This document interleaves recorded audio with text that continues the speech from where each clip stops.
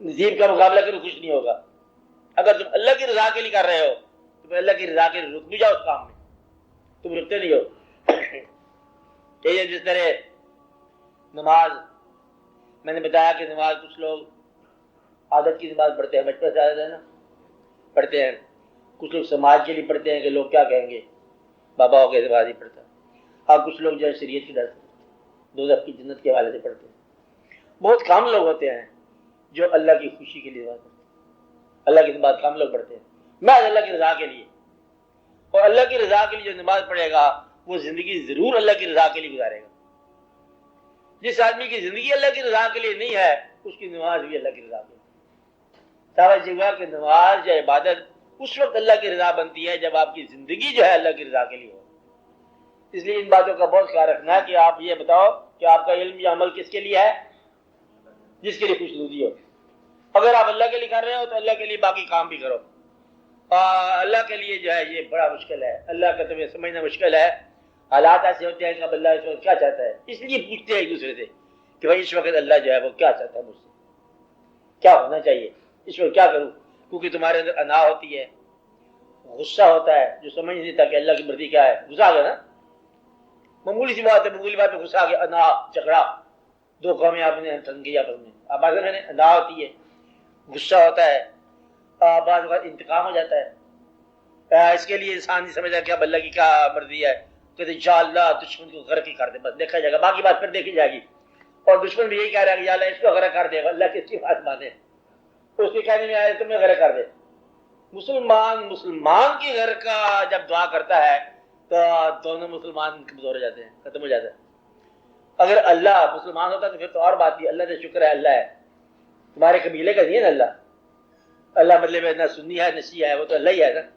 اور نہ حضور پاک سنی ہے نہ شیعہ ہے, حضور پاک تو حضور پاک ہی ہے نا. شیعہ سنی تم لوگ ہو نا, یہ بات کی باتیں ہیں. مطلب اللہ جو ہے اگر ایک طبقے کا ہوتا تو اور بات تھی. چونکہ اللہ اللہ ہے لہذا اس نے کسی طبقے میں آ کے دوسرے طبقے کے خلاف ایکشن نہیں لینا, بلکہ اللہ کا ایکشن ضرور لیتے ہی نا. شیطان نے انکار کر دیا, اللہ تعالیٰ نے کوئی انسان ہوتا تو اس کو اڑا کے رکھ دیتا ہے. شیطان نے بڑی محفل میں انکار کیا نا, نہیں بات ہے. فرشتوں کی گیدرنگ میں سب نے کہا ہم اطاعت کرتے ہیں, اس نے کہا میں ابا واستکبارا, کون کہہ رہا ہے, متکبر کہہ رہا ہے خود, ابا واستکبارا وکان من الکافرین, اور اس نے بڑا تکبر کیا, کافر میں سے تھا. اس کہنے سے تو کوئی بات نہیں ٹلتی, انکار تو کر گیا وہ. آپ یہ بتاؤ کہ آپ کی قدرت وہاں پر ہماری, لیکن یہ راز ہے, قدرت میں کوئی کمی نہیں ہے, قوت میں کوئی کمی نہیں ہے, راز یہ راز. آپ بات سمجھ کہ یہ اللہ ہے جو دشمن کو فنا نہیں کرتا, اور بندہ ہے جو فنا کرتا ہے. تو آپ لوگ اس بات کو برداشت نہیں کرتے. اب آگے گئی کہ نہ ماننے والوں کو سب سے پہلے کہتے ہیں تم مانے, تمہارا ہمارا حساب آگے ہوگا, ایک یوم معلوم ہے, اس کے بعد بات ہو جائے گی. فی الحال آپ کھانا قبول کرو. اور God is great because he serves all. Great اس لیے ہے کہ سب کی خدمت کرتا ہے, دیتا ہے. آپ کھانا پینا رہنا دینا کافروں کو بلکہ زیادہ احسانات کی بات ہوتی ہے, کیونکہ ان بیچاروں کا سزا بڑی ملتی ہے بیچاروں کو. اللہ تعالیٰ ایسی باتوں کو نہیں کرتا, انسان کا مزاج ہے. تو آپ یہ دیکھو کہ اللہ کی مرضی کو جاننا یہ بڑا مشکل ہے تمہارے لیے. کسی سے پوچھنا پڑے گا کہ اللہ اس وقت کیا چاہتا ہے, تو اللہ تعالیٰ کو ڈیل کرنا ذرا مشکل ہے. اللہ کے کہنے کے مطابق چلتے جاؤ, اس کی خوشنودی دیکھتے جاؤ کہ وہ کیا فرما رہے ہیں, اس کے مطابق چلتے جاؤ. باقی اللہ تعالیٰ سب کا اللہ ہے, تمہارے قاتل کا بھی وہی اللہ ہے, وہی ہے, اور تمہارا بھی وہی اللہ ہے, ہندو کا بھی اللہ ہے, سب کا اللہ ہے. اللہ خالی مسلمانوں کا ہوتا. اب یہی بات جا رہا ہوں میں آپ کو کہ کیا اللہ تعالیٰ آج کل قادر ہے ویسے یہ ایمان تمہارا کیا ایمان ہے, کل شان کے لیے, یہ ہے نا ایمانداری کی بات ہے. اچھا اللہ کی بات ذرا مشکل ہو جائے گی, پہلے آپ بندے کی بات سنیں. کیا آپ لوگ جانتے ہو کہ آپ امام علی امام جانتے ہیں علیہ السلام, آج تو جانتے ہیں, مانتے بھی ہے, یہ تو آپ اس کے خاص فقیر ہو, اور ان کے پاس جو ہے وہ بازو کی طاقت مانتے ہو, خیبر چکن آپ مانتے ہو, ہاں مشکل کشائی بھی آپ مانتے ہو, آپ مانتے ہو, تو شہید ہو گیا. طاقت قدرت کام نہیں آئی, کوئی کام آئی. اب رضا کی بات تو آپ کر رہے ہو نا, مجبوری کی. میرا قوت جو ہے, قوت شہید کیسے ہوتی, اور بعد میں نہیں، یہ پہلے تھی، بات تم نے دیکھا نہیں ہے۔ قوت یہ ہے کہ شہادت کے موجودگی میں اپنی قوت سمیٹتے ہوئے اپنے قاتل کو معاف اعلان کر دینا، یہ قوت یہ ہے۔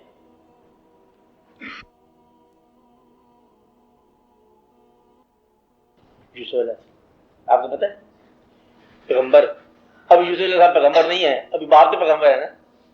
حضرت یعقوب علیہ السلام کا بیٹا حضرت یوسف علیہ السلام ابھی چلو بالغ نہیں ہے، آپ کنویں میں گرے ہوئے ہیں، آپ باپ پیغمبر ہے۔ کون ہے؟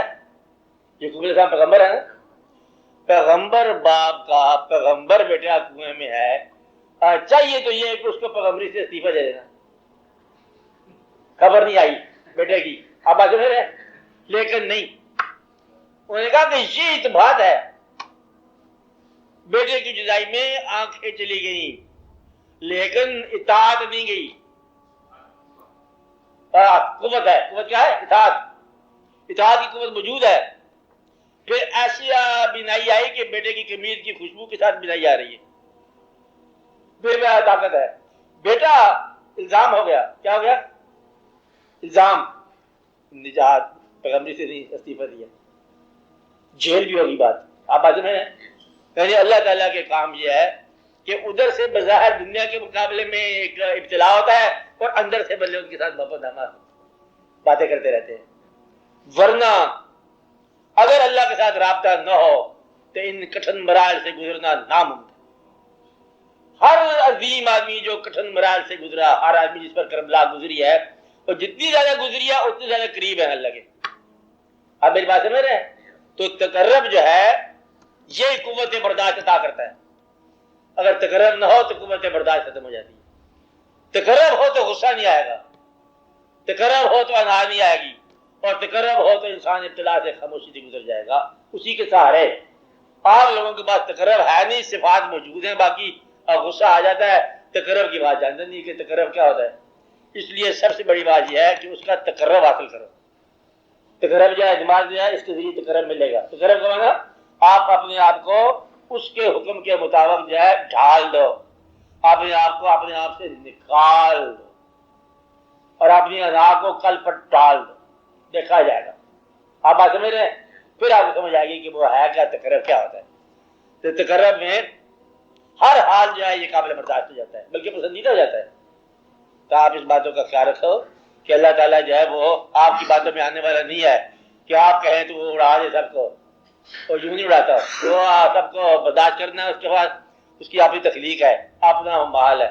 تمہارے لیے بات یہ ہے کہ تم اگر اللہ کو ماننے والے ہوتے، اللہ کے حبیب صلی اللہ علیہ وسلم کو ماننے والے ہوتے دل سے مکمل طور پر، تو آپ میں فرقے نہ بنتے۔ فرقے کی موجودگی بتا رہی ہے، وہ فرقہ صحیح جو تمہارا ہے، باقی فرقے غلط ہیں، باقی تمہارے بھائی ہیں، تم ایسے باپ کے بیٹے ہو کہ تم ہی صحیح ہو اور تمہارا باپ اچھا ہے، بدلے میں ایک بیٹا صحیح ہے، باقی سارے بیٹے 70 بیٹے غلط ہو گئے۔ اسے کیا ہے؟ کہیں نہ کہیں ملاوٹ ہوگی، ملاوٹ تم لوگ ہو۔ اگر آپ لوگ اپنے آپ کو نکال دو اور اللہ کا حکم ماننا شروع کر دو تو کلمے کی وحدت پر تم لوگ واحد ہو، اتنا ہی کافی۔ اب آج میں اگلا بات جو ہے بعد میں دیکھی جائے گی۔ اب خیال کرو، ان کو سمجھاؤ، اب تقریر نہ کیا کرو، دوست کی بات مانو اور اندر وحدت پیدا کرو، خیال کی وحدت پیدا کرو، اور پھر اللہ کے قرب کو حاصل کرو۔